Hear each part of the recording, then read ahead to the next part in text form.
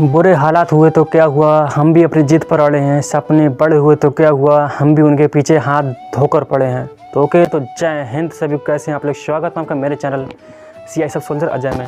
आज मैं लेकर आ गया हूँ SSC GD के लिए मैथ कैसे पढ़ें, किस तरह से पढ़ें और कौन कौन से टॉपिक पढ़ें, कौन सी किताब पढ़ें, मैंने किस तरह से पढ़ा था और 2021 में 2022 में, जिससे मेरा स्कोर बहुत अच्छा हुआ। तो वही वीडियो मैं लेकर आ गया हूँ। आप जुड़े रहिए मेरे साथ, आप देखिए। अगर आपको भी चाहिए SSC GD में वर्दी तो जुड़िए मेरे साथ और देखिए। चलो मैं स्टार्ट करता हूँ। जैसे आप मैथ के लिए पढ़ लें, मैथ के लिए सबसे, अगर आप मैथ आपका सही है ना, SSC GD में अगर सिलेक्शन लेना है तो आपके लिए मैथ बहुत ही स्ट्रॉन्ग करना पड़ेगा। अगर मैथ आप, जैसे आपको लिए पता है कि मैथ के 20 क्वेश्चन आते हैं, जिसमें 20 क्वेश्चन 40 नंबर के हो जाते हैं, और 40 नंबर का मतलब है कि बहुत ज़्यादा स्कोर होना।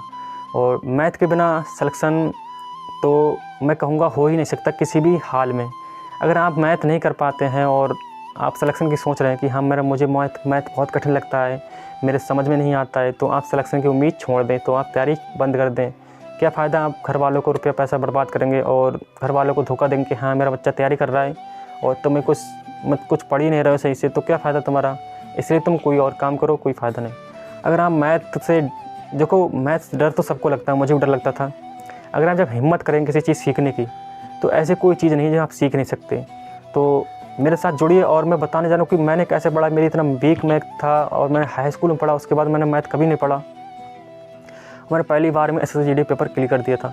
तो मैं आपको बताऊँगा किस तरह से पढ़ना। अगर आपने बैच ले रखा है और नए बच्चे किस तरह से पढ़ें, जो पुराने बच्चे हैं वो किस तरह से पढ़ें, जिसने बैच लिया वो किस तरह से पढ़ें, जो सेल्फ स्टडी कर रहा है वो किस तरह से पढ़ें। जैसे आप दिखता होगा कि मैंने टॉपिक इस तरह से लिखे हैं, तो इसका मतलब ये नहीं कि मैंने खाली ऐसे ही आया और अंदाज़ा से लिख दिए। मैंने बहुत सर्च किया, रिसर्च किया, और जैसे मैंने पढ़ा है उस तरह से मैंने अपनी विषय सूची कैसे बनाई थी, और मैंने किस तरह से पढ़ा, कौन सा टॉपिक पहले पढ़ना चाहिए और कौन सा टॉपिक सबसे बाद में पढ़ना चाहिए, और किस टॉपिक के पास में कौन सा टॉपिक, जैसे कौन सा टॉपिक के बाद में कौन सा टॉपिक पढ़ना चाहिए, जिससे कि हमारा मैथ बहुत ही आसान हो जाए। अगर हम स्टेप बाय स्टेप चलेंगे और वो एक सीरीज में चलेंगे तो हमारे लिए मैथ सीखना बहुत ही आसान हो जाएगा। अगर हम किसी चीज़ को सिस्टमेटिक तरीके नहीं करेंगे तो हमें कठिन लगेगा और मेरे समझ में नहीं आएगा और हमारे लिए कुछ भी उसमें रिजल्ट कुछ भी नहीं मिलेगा। इसलिए आपको किसी भी चीज़ को, कोई भी काम करो, चाहे पढ़ाई करो, कुछ भी करो, अगर आप सिस्टमेटिक तरीके से करेंगे और एक सीरीज में करेंगे तो काम बहुत ही आसानी से और बहुत ही जल्दी हो जाएगा। अगर वही काम आप उल्टे सीधे तरीक़ों से करेंगे तो काम तो हो जाएगा, बट बहुत टाइम लगेगा और समझने में बहुत दिक्कत होगी और आपका दिमाग भी बहुत ख़राब होगा। इसलिए आप जो मैंने टॉपिक लिखे हैं, जिस तरह से लिखे हैं, आप अपने एक पेज ले लें, उस पेज पर एक SSC GD लिखें मैथ सिलेबस। उसके बाद इस पर जो मैंने टॉपिक लिखे हैं, जिस सीरीज में लिखे हैं, मतलब कि जिसके बाद जो सा टॉपिक लिखा है वही टॉपिक आपको लिखना है और अपने स्टडी टेबल के सामने चिपका लीजिए। और जैसे मैं बताने जा रहा हूँ वैसे ही आपको तैयारी करनी है। और अगर भाई को मानते हो कुछ कि हाँ मेरा कुछ एक्सपीरियंस है जो मैंने शेयर किया है, मतलब इतना बड़ा मतलब एग्जाम के लिए नहीं किया, बट SSC GD में जो भी भाई तैयारी करते हैं उनके लिए मैं कोई टीचर नहीं हूँ और मैं भी एक स्टूडेंट हूँ। तो मैंने किस तरह से तैयारी की इसीलिए मैं बताने जा रहा हूँ। और वीडियो को अच्छे लगे तो लाइक करें और भाई को सपोर्ट करें। चलो मैं स्टार्ट करता हूँ SSC GD सिलेबस का। और ये क्या लिखा है आपको दिख ही रहा होगा कि हर हाल में करना है, मतलब कि हर हाल में करना है, कुछ भी हो जा, कैसी भी परिस्थिति हो, बैच लेने के रुपये नहीं हो या पढ़ाई के लिए साधन नहीं हो, किसी भी हाल में हमें हर हाल में सिलेक्शन लेना है। मेहनत करनी है भाई, मेहनत से नहीं डरेंगे चाहे कुछ भी हो जाए। इसलिए मेहनत करते रहो और अगले पढ़ते रहो। तो ये आप अपने स्टडी टेबल के सामने एक पेज में लिख कर चिपका लें कि हर हाल में करना है, तभी आप कर पाएंगे। इससे आप लिखा हुआ तो आपके लिए लगेगा हाँ हम मुझे करना है, करना है, करना है। हर समय आपको जब तैयारी कर रहा है तो हर समय आपके दिमाग में सिर्फ वर्दी आनी चाहिए कि हाँ मुझे वर्दी चाहिए, वर्दी चाहिए, वर्दी चाहिए। और अपने घर के हालात देखिए किस तरह से हालात हैं, और मम्मी पापा किस तरह से काम करते हैं आपके लिए खेतों में जाकर, और आप पढ़ाई कर रहे हैं तो भाई इतनी पढ़ाई कीजिए ना कि उनकी जो मेहनत है उनके लिए सफल ही हो जाए, बिल्कुल उनकी बर्बाद ना हो मेहनत। वो इतनी मेहनत कर रहे हैं तुम्हारे लिए कि तुम्हें पढ़ाएं और तुम कोई अच्छे मुकाम पर पहुंच पाओ। देखो मम्मी पापा के अलावा और कोई नहीं सोचता कि हाँ तुम एक अच्छे मुकाम पर पहुंच पाओ और सिलेक्शन कहीं भी आप सक्सेस हो। इसलिए आप मम्मी पापा को वो करके दिखाओ ना, वो जो तुमसे चाह रहे हैं वो करके दिखाओ।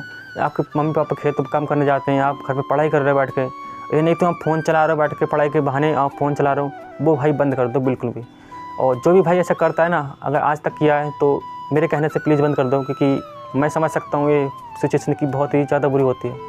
अगर मैं पढ़ाई करता था, मेरे मम्मी पापा खेतों में काम करते थे कहीं कोई, पर मैं कहीं नहीं जाता था, मैं सिर्फ पढ़ाई करता था। तो मैं अगर ज़रा से भी अगर वीडियो कभी मैं देख लेता तो मुझे उस टाइम बहुत बुरा लगता। मैं तुरंत ही फ़ोन बंद करके रख देता था।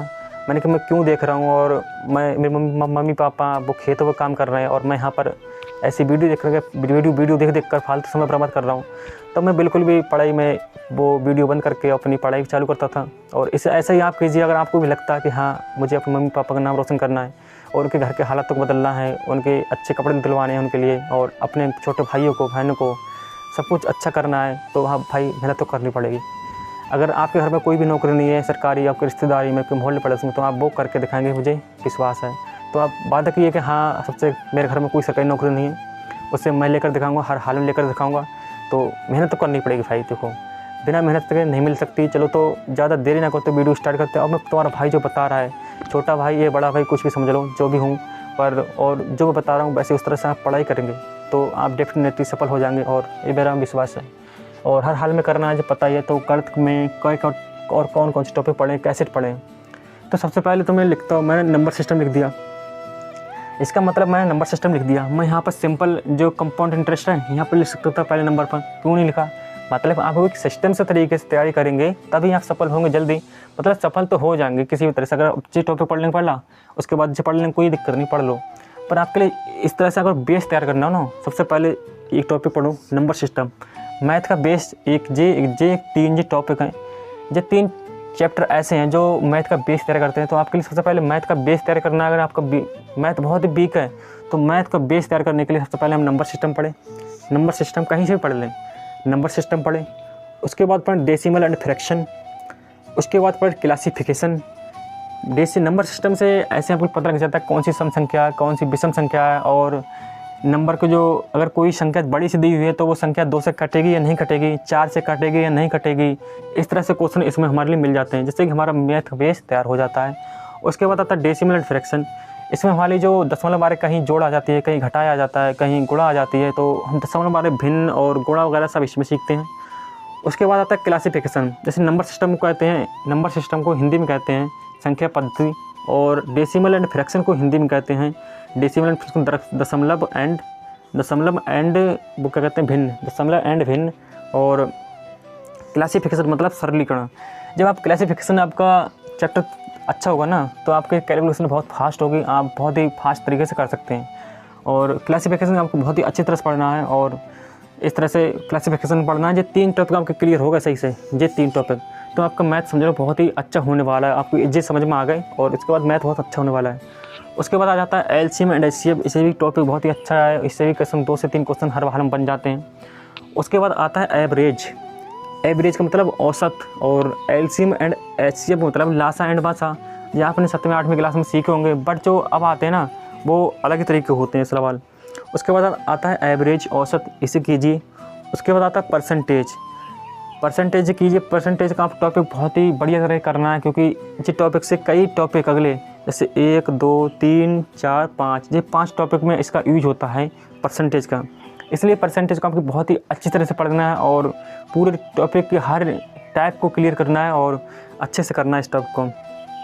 उसके बाद आता है आपका रेशियो एंड प्रोपोर्शन। रेशियो के बीच परसेंटेज में हो जाता है, परसेंटेज के तो रेशियो में हो जाता है। इस तरह से, इसीलिए मैंने इस टॉपिक के बाद इस टॉपिक लिखा, इसके बाद ये लिखा है।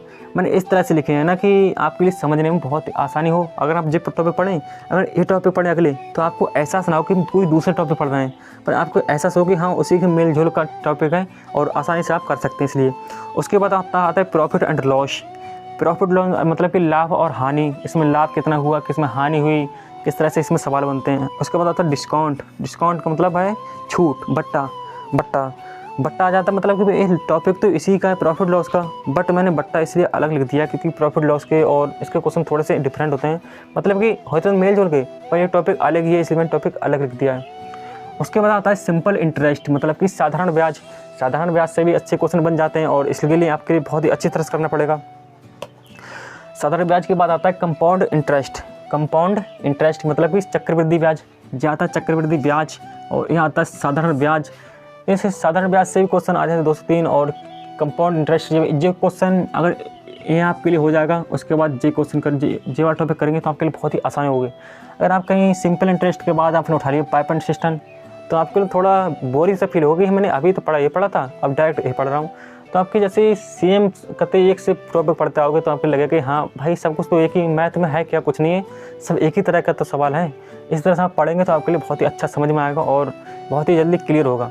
और उसके बाद आता है टाइम एंड वर्क, मतलब कि काम और समय। अगर काम और समय आपका टॉपिक क्लियर है, उसके बाद पाइप एंड टंकी अगर आप पढ़ेंगे, पाइप एंड सिस्टम, तो आपके लिए टॉपिक बहुत ही अच्छे तरीके से समझ में आएगा।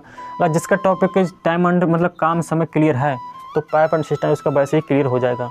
इसलिए टॉपिक मैंने दोनों पास लिखे हैं और इसके बाद ये टॉपिक पढ़ना चाहिए हर हाल में, चाहे कोई भी सही। अगर आप कोई भी भाई जैसे कोई कहेगा मैं तो यहाँ से इस टॉपिक के बाद में ये टॉपिक पढ़ूंगा, मैं पढ़ लो भाई, कोई दिक्कत नहीं है। पर आपको जो भी जैसे कभी जैसे कोई वो है ना, जैसे दही है, अगर दही में आप सब्जी डाल खाएंगे तो वो सही लगेगा, वो बेकार ही बन जाएगा। तो आप आराम से इस टॉपिक की जो सीरीज मैंने लिखी है उसी तरह से आप तैयारी करेंगे तो भाई जल्दी सिलेक्शन होगा। ये तो कई साल तैयारी करता रहा तो उससे कोई फ़ायदा नहीं भाई। इसी एक ही बार सिलेक्शन लेके और माँ बाप का नाम रोशन करो और अपने घर की सिचुएशन बदलो। उसके बाद आता है पाइप एंड सिस्टम, ठीक है। पाइप एंड सिस्टम मतलब कि हाँ वो तो बता दिया। उसके बाद आता है टाइम स्पीड एंड डिस्टेंस, मतलब कि चाल ना, समय, चाल और दूरी। समय, चाल और दूरी से 3 टॉपिक क्लियर होते हैं, एक जे और एक जे।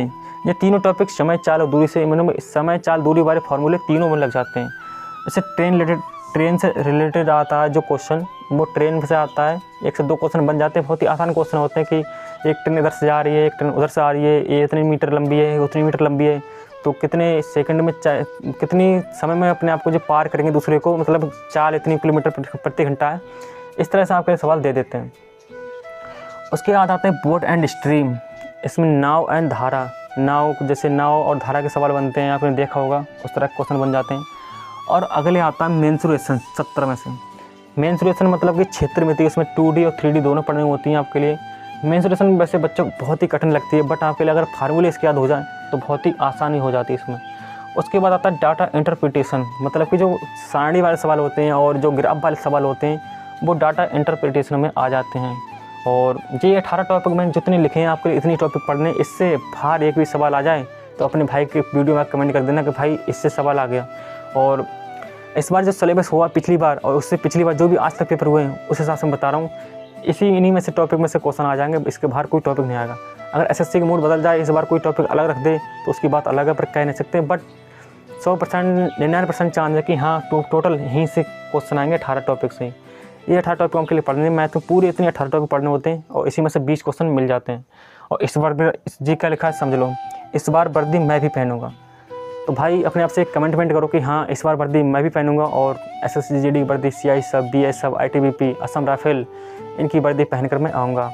आपकी जो भी पोस्ट अच्छी हो आप पहले भरना। और मैं इसके ऊपर एक वीडियो बनाऊँगा कि हाँ कौन सी पोस्ट पहले भरें, जिससे कि हमारे लिए बहुत ही आसानी से, अगर आपके अच्छे नंबर होंगे तो आपके लिए अच्छी पोस्ट मिल जाए और जो कम नंबर हों तो कम पोस्ट मिल जाए। उसी तरह से तो मैं जितने टॉपिक लिखे हैं इसके स्क्रीनशॉट लेकर आप ले लीजिए। तो मैं हट जा रहा हूँ दूर और अपने स्टडी टेबल के सामने चिपका लीजिए, बस इतना करना है। और इतने टॉपिक पढ़ने होते हैं मैथ के लिए, बस जैसे मैंने इतनी पढ़े थे। मेरे पास एक बुक रखी है, बुक नहीं वो मेरे नोट्स रखे हैं। तो मैं बताने जा रहा हूँ कि जो भाई पहले तैयारी कर चुके हैं और जो भाई पहली बार तैयारी करना शुरू करें हैं वो कैसे पढ़ें, और जो भाई पिछली बार कर चुके हैं और जिसका मैथ स्कोर सही नहीं हो रहा है, उससे पहले भी कर रहे हैं तैयारी पर मैथ सही नहीं हो पा रहा, उनके लिए मैं बताने जा रहा हूँ। जिसका मैथ सही नहीं हो पा रहा है, जो तैयारी कर रहे हैं और जो नए बच्चे शुरुआत करी है उन्होंने, वो किस तरह से पढ़ें। अगर आपने बुक लिया है, पहले तो बुक से अगर आप बहुत ही इंटेलिजेंट हो तभी आपके लिए बुक से समझ में आएगा, वरना आप कहीं ना कहीं कोचिंग करनी पड़ेगी। कोचिंग वैसे तो मैं कह रहा हूँ कि अगर आप फ्री में पढ़ना चाहते हो यूट्यूब पर इतना सब कुछ मिल जाएगा ना कि कुछ पूछो मत। अगर आप यूट्यूब से पढ़ रहे हैं, अगर बैच नहीं ले मिला किसी भी तरह से, अगर यूट्यूब से पढ़ रहे हैं तो जिस तरह से मैंने बताया इस तरह से आप अपने पेज पर लिख लीजिए और इसी तरह से लिखकर एक टांग लीजिए। और जो भी टॉपिक में पढ़ना है सबसे पहले नंबर सिस्टम पढ़ना। तो यूट्यूब पर सर्च कीजिए नंबर सिस्टम प्ले लिस्ट आ जाएगी। वहाँ से एक मतलब पूरे टीचर, ऐसे कई टीचर पढ़े हैं जो भी भाई जैसे एसएससी की तैयारी करता हूँ और उसके लिए मैथ नहीं ले मिला हो, तो मैं रिकमेंड करूँगा जो अंकित भाटी सर का 2021 में पढ़ाया था मैथ, 85 वीडियो पढ़ी हैं। अगर भाई उसने आपने वो कर ली ना तो 100% मैं कह रहा हूँ 20 में से 20 करके आओगे, क्योंकि मैंने भी 2021 में वही की थी और बहुत ही बढ़िया पढ़ाया उन्होंने सर ने। और वो 85 वीडियो कर लिया आपने तो समझ लो आपको बेड़ा पार हो जाएगा। जिसने बैच नहीं लिया है तो वो 85 वीडियो वही कर ले जो शुरुआत कर रहा है मैथ की, जिसका मैथ बिल्कुल बेसिक से करना चाहता है वो अंकित भाटी सर की प्लेलिस्ट कर ले। वो अंकित भाटी सर मैथ डाल ले देना और 85 वीडियो आएंगे उसमें वो पढ़ लेना एसएससी जीडी की। और जिन्हें बच्चे इसके जिसने बैच ले रखा है, जिसने बैच लिया है, उनके लिए बताने जा रहा हूँ। एक आप इस तरह से नोट्स ले लीजिए, और कोई भी सही जो भी नोट्स बनाना चाहता है, जो पहली बार नोट्स बना रहा है, तो इस तरह से कापी बनवा लीजिए, पेज लीजिए और बाइंडिंग करवा लीजिए। इस तरह मैंने करवाई है। और आप जो भी टॉपिक हैं जिसमें लिखें, एक पेज पहले पेज पर सब टॉपिक लिख लीजिए। अगर बैच से पढ़ रहे हैं तो कोई दिक्कत नहीं, जैसे सर पढ़ा रहे हैं वैसे ही पढ़िए उसी सिस्टम में, कि सर पढ़ा रहे हैं वो भी अपने तरीके से पढ़ाएंगे, तो उसी तरह से पढ़िए। और इसमें अपने नोट्स बनाइए इस तरह से जैसे मैंने लिखे हैं, और एक बढ़िया करके लिखना है आपके लिए, जिससे कि आप कभी भी जैसे मैंने लिखे हैं, अगर कभी भी आपके लिए रिवीजन करने का मौका मिले तो आप रिवीजन बहुत ही अच्छे से कर लें।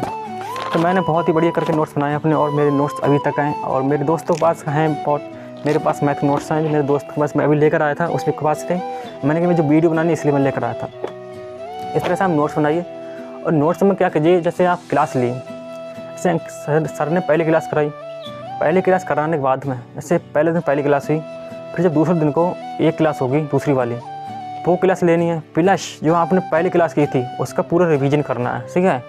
फिर तीसरे दिन को आप जाएंगे, इसमें समझा देता हूँ। जैसे आप पहली क्लास लीजिए, जब पहली क्लास हो गई, इसका पहली क्लास करके नोट्स बना के रहन थी, सही है। जब दूसरे दिन को आपने दूसरी क्लास ली, इसका रिवीजन करिए, इसका रिवीजन किया और इसका भी रिवीजन किया, क्लास होने के बाद में रिवीजन किया इसका और इसका भी किया, ठीक है। जैसे आपने 1 घंटे क्लास ली, तो लास्ट जब आप रिवीजन करेंगे इसका दूसरे दिन को, इसके 30 मिनट मान लो, 30 मिनट तो बहुत होगा, मतलब कि 10 मिनट में हो जाएगा वैसे तो। फिर तीसरे दिन को क्लास लेंगे, जब तीसरे दिन क्लास लेंगे तो इसका भी रिवीजन करना है और इसका भी रिवीजन करना है, सही है। इसका भी करना है, इसके भी करना है और इसका भी करना है। इसका करना है 5 मिनट में, इसका करना है 10 मिनट में, और इसका करना है फिर कम से कम 20 मिनट में रिवीजन करना है। जब आप चौथे दिन क्लास लेंगे तब भी इसका रिवीजन करना है और इसका भी करना है और इसका भी करना है और इसका भी करना है थोड़ा। और इसका तो जब आप इसका रिवीजन चौथे दिन करेंगे ना, तो आपके लिए बिल्कुल क्वेश्चन याद से हो जाएंगे और सभी टाइप क्लियर हो जाएंगी। उसके बाद 5वें दिन जब आएंगे, 5वें दिन इसे छोड़ दें, फिर इसके बाद 5वें दिन इसका रिवीजन करना है, इसका रिवीजन करना है और इसका भी रिवीजन करना है। और 5वें दिन जो क्लास लिए उसका कम से कम नोट्स बनाएंगे तो रिवीजन हो ही जाएगा। जब छठे दिन क्लास लेंगे आप, तो इसका जैसे इसका भी रिवीजन करना है, जो 4 दिन इसका दोसा है, इसका। जब हफ्ता आएगा ना, आप जिस दिन क्लास बंद होगी, सैटरडे क्लास चलती है, आप संडे को अगर जो भी भाई रेस्ट लेते हैं रेस्ट ले लो। मैंने रेस्ट लेने कोई फ़ायदा नहीं, मैंने कभी रेस्ट नहीं लिया संडे को, मैंने कोई संडे नहीं बनाया। भाई संडे वनडे मत बनाओ, क्यों खाली 5 महीने के बाद तो संडे वनडे क्या बना रहे हो, क्योंकि कॉलेज जा रहे हो, जो संडे बना रहे हो, अपनी पढ़ाई कर रहे हो, तो संडे वनडे बनाना छोड़ो। संडे को तुम जितने भी आपने 1 हफ्ता पढ़ा है, पूरे संडे को पूरा उसी का रिवीजन करो, पूरे जितना भी, जब तक रिवीजन हो ना जाए तब तक कॉपी छोड़ना मत। इस तरह से आपको रिवीजन करोगे तो बहुत ही जल्दी आपका स्कोर अच्छा होगा और मैथ बहुत ही परफेक्ट हो जाएगा। इस तरह से मैंने किया, तो मैं उसी तरह से बता रहा हूँ जिस तरह से मैंने किया है, और इसी तरह से आप करोगे तो आपका भी स्कोर डेफिनेटली अच्छा हो जाएगा। इस तरह से करना है। और आपके लिए बुक के लिए अगर सोच रहे हो तो बुक लेने की, तो आप अगर SD बुक लेना चाहते हो वो ले लो, अगर अंकित भाटी सर के लेना चाहते हो वो ले लो। बट मैं रिकमेंडेड करूँगा, क्योंकि मैंने कोई बुक नहीं पढ़ी तो है किसमें, अगर क्योंकि वे क्वेश्चन बहुत दे देते हैं और प्रैक्टिस लगा लीजिए, बस बहुत हो जाता है। आप खाली इसके नोट्स को इतनी बार रिवाइज कीजिए ना, नोट्स को इतनी बार रिवाइज कीजिए, कम से कम आपके जो क्वेश्चन है, हर टाइप क्वेश्चन आपके माइंड में घूमने लगे कि हाँ ये क्वेश्चन, अगर जैसे ही आप देखेंगे क्वेश्चन कहीं भी, तो आपके वो माइंड में घूमने लगे कि हाँ ये क्वेश्चन ऐसे होता है, और माइंड में क्वेश्चन हो जाए। इसकी कैलकुलेशन बहुत थोड़ी लंबी है ना, उसकी तो हाँ चलो पेन चलाना पड़ेगा, वरना जब आपको पेपर हो उस टाइम तक आपके लिए क्वेश्चन सभी नोट्स के इस तरह से हो जाएं कि माइंड में सभी क्लियर हो जाएं। तो आप अगर इस तरह से पढ़ोगे तो आपका मैथ बहुत ही अच्छा हो जाएगा और बहुत ही जल्दी आपको बहुत अच्छा स्कोर होने लगेगा। और जो भी भाई तैयारी शुरू की, टेस्ट में बहुत कम नंबर आने कोई बात नहीं, अभी टेस्ट में लगाओ ज़्यादा, जिससे शुरुआत की है। तो उसके बाद जब आपका सिलेबस पूरा कंप्लीट हो जाए, फिर हफ्ते में 1 टेस्ट जरूर लगाना, हर संडे को अंकित भाटी सर का टेस्ट जो आता है वो बहुत ही बढ़िया टेस्ट है, क्योंकि आप जब टेस्ट लगाएंगे तो बिल्कुल ऐसा फील होगा आपके जब पेपर देने जाएंगे कि हाँ मैं वही टेस्ट दे रहा हूँ जो अंकित भाटी सर ने बनाया था। उसके बाद जो पुराने बच्चे हैं वो आप बुक से कर सकते हैं। अगर आपके जो टॉपिक क्लियर नहीं हैं वो टॉपिक अलग लिखिए, जो आपके लिए कठिन लगते हैं और जो आपके क्लियर नहीं टॉपिक वो अलग लिखिए। उस तरह से लिखने के बाद जो आपके सब सरल कुछ टॉपिक हैं उन्हें थोड़ा जैसे 2 घंटे उनके लिए दे दीजिए, और जो कठिन टॉपिक हैं उसके लिए दे दीजिए 3 घंटे। इस तरह से आप थोड़ा जैसे उसका कम समय दीजिए और जो कठिन है उसको थोड़ा ज़्यादा समय दीजिए। बट जो सरल वाले हैं इस तरह से नहीं कर दीजिए कि कठिन चक्कर में जो सरल वाले बिल्कुल छोड़ दें। अगर आप सरल वाले छोड़ देंगे तो वो भी आपके लिए किसी एक टाइम ऐसा आएगा टफ लगने लगेंगे। इसलिए सबको साथ में लेकर चलना है। और मैथ को आप ज़्यादा डर मत बना कि हाँ बहुत टफ मैथ होता है। अगर आप करेंगे तो भाई कुछ भी कर सकते हैं। जैसे करने को तो आदमी सब कुछ कर सकता है, आप क्यों नहीं कर सकते? तो आप भी भाई मैथ करो जैसे मैंने बताया, उस तरह से पढ़ो। और एक जो पुराने बच्चे जो तैयारी कर चुके हैं वो ST बुक लिख सकते हैं और उसी से प्रैक्टिस कर सकते हैं, उसमें टाइप वाइज क्वेश्चन दिए हुए हैं। और मैथ को कम से कम जो नए बच्चे पढ़ रहे हैं, मैं तो कहूँगा कि मैंने तो 3 से 4 घंटे पढ़ाई की थी मैथ के लिए। आप भी 3 से 4 घंटे अगर मैथ को ले दोगे तभी आपका सिलेक्शन हो पाएगा। और क्योंकि मैथ बहुत ज़्यादा होता है, 5 मिनट रह गए, और अगर मैथ को आपको सही ना करना है तो 3 से 4 घंटे मैथ को कम से कम दो ही दो, और टोटल 8 से 10 घंटे पढ़ाई करो और सिलेक्शन लेकर आओ और माँ बाप का नाम रोशन करो आस पड़ोस में। और जो कहते थे कि हाँ नहीं हो सकता, तो उन्हें भी करके दिखाओ। और बस यही वीडियो थी। अगर कोई भी बात, जैसे कोई आपके लिए किसी बात की कोई शिकायत हो और कोई दिक्कत हो आपके लिए कि हाँ मुझे इस टॉपिक में दिक्कत है, मेरे भाई मैं GK कैसे पढ़ूँ, मैं हिंदी कैसे पढ़ूँ, तो मेरा नंबर है 9759122560, 9759122560। इस नंबर पर आप व्हाट्सएप करके मैसेज कर सकते हैं। और मैं आपके लिए एक ऐसा वीडियो मैंने ग्रुप बनाया है जिसमें कम से कम 150-200 बच्चे जुड़े हुए हैं, मैं उसमें आपके लिए जोड़ दूँगा। और जो भी बात हो वहाँ पर पूछ लीजिए, मैं सबके रिप्लाई देता रहता हूँ। और अपने जो वीडियो बनाता हूँ उसमें आपके लिए जानकारी देता रहता हूँ कि किस तरह से पढ़ें, किस तरह से नहीं पढ़ें, मैं सब उसमें वीडियो डालता रहता हूँ। और कोई भी दिक्कत हो भाई को मैसेज करो और पूछो कि हाँ क्या दिक्कत है। अगर हेल्प करने लायक होगी तुम्हारा भाई करेगा। और तुम्हारा भाई तो जा रहा है 15 तारीख को ट्रेनिंग पर, अगर वहाँ पर टाइम मिलेगा तो आपके लिए गाइड करता रहूँगा, और नहीं मिलेगा तो देख लेंगे, पर तब भी टाइम निकाल कर कैसे ना किस तरह से वीडियो जरूर बनाऊँगा। और वीडियो अच्छी लगे तो चैनल सब्सक्राइब कर दें और वीडियो को लाइक कर दें और शेयर कर दें। बस इतना ही कहना चाहूँगा और कुछ नहीं। और भाई ज़्यादा हो हल्ला मत करो और आराम से पढ़ाई करो, ज़्यादा दिखाओ मत कि हम पढ़ाई कर रहे हैं। तो पढ़ाई जो ज़्यादा दिखाते हैं ना कि हाँ हम बहुत ऐसा है वैसा है, तो उनके जो आस पड़ोस के बाद में होते हैं, जब नहीं हो पाता तो बहुत ज़्यादा ताने मिलते हैं और बहुत मजाक बनती है। इसलिए पढ़ाई करो तो किसी को दिखाओ मत कि हम पढ़ाई कर रहे हैं। आराम से चुपचाप अपने शांत माहौल में रहो, बिल्कुल ऐसे नॉर्मल रहो कि हाँ कुछ नहीं कर रहे हैं, घूम रहे हैं खाली। ज़्यादा बाहर मत घूमो, बस अपने घर में जब भी अगर टाइम मिले तो घर में बैठे रहो और थोड़ा बहुत फ़ोन चला लेके रहो, और जैसे माइंड फ्रेश हो जाए। थोड़ा बहुत हर घंटे के बाद 5 मिनट का रेस्ट ले लो, जिससे कि माइंड फ्रेश रहे आपका। और पढ़ाई करते रहो भाई, इस बार करके दिखाओ। और भाई से बात करो कि हाँ भाई मैं भी इस बार वर्दी पहन कर आऊँगा। और तैयारी करते रहो। और क्या बताऊँ, तो जो भी भाई बहुत ज़्यादा दिखाते कि मैं बहुत पढ़ाई कर रहा हूँ और मैं इसका सिलेक्शन लेकर दिखाऊँगा, तो जो भाई बहुत ज़्यादा शोर हल्ला उल्ला कर रहे हैं ना कि हम बहुत अच्छी तैयारी कर रहे हैं, ऐसा है वैसा है, और स्टेटस वगैरह डालते रहते हैं, तो भाई दिखाओ मत। तो उन्हीं के लिए जो बहुत ज़्यादा दिखाते हैं और होप पढ़ा भी कुछ नहीं करते हैं, उनके लिए मैं कुछ कहना चाहूँगा। जो शोर मचाते हैं भीड़ में, जो शोर मचाते हैं भीड़ में, भीड़ बनकर ही रह जाते हैं। जो शोर मचाते हैं भीड़ में, भीड़ बनकर ही रह जाते हैं। कामयाबी वही पाते हैं जो चुपचाप खामोशी से अपना काम कर जाते हैं। तो आप चुपचाप और खामोशी से अपना काम कीजिए, और किसी को पता मत लगनी चाहिए कि हम तैयारी कर रहे हैं नहीं कर रहे हैं, क्या कर रहे हैं क्या नहीं कर रहे हैं, ठीक है। और तैयारी करते रहिए और अगले बढ़िए, माँ बाप का नाम रोशन करिए और इस बार वर्दी पहन कर आइए। तो ओके, तो जय हिंद, जय भारत।